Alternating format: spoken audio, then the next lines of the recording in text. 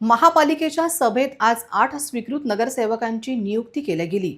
हे स्वीकृत नगरसेवक 5 वर्षासाठी आहे की अडीच की एक असा प्रश्न अनुत्तरित आहे। दरम्यान एका स्वीकृत नगरसेवकांच्या सत्कार प्रसंगी 50 खोके एकदम ओके अशी सत्तारूढ पक्षापैकी कोणी ओरड केली आणि का केली असा प्रश्न उपस्थित होत आहे। अकोला महापालिकेत विविध तज्ज्ञ मंडळींची स्वीकृत नगरसेवक पदावर नियुक्ती करण्यात आली। मुळात ही नियुक्ती करताना राजकीय पक्षाच्या पदाधिकाऱ्यांना संधी देण्यात आली। काँग्रेसमध्ये या विषयावर जोरदार राजकारण झाले। काँग्रेस उपाध्यक्ष कपिल रावदेव यांनी पक्षाचा राजीनामा दिला, तर काँग्रेसमधून स्वीकृत सदस्यत्व हे आकाश कवडे आणि गुड्डू पठाण यांना देण्यात आले।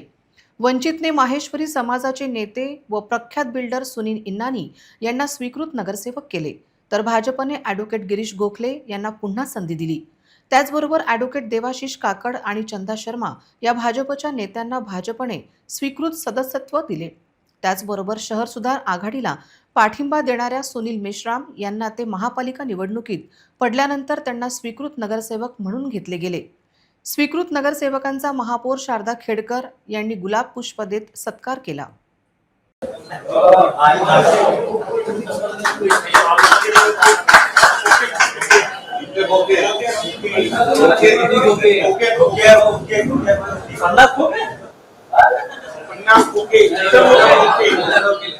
सकाळी 11 वाजता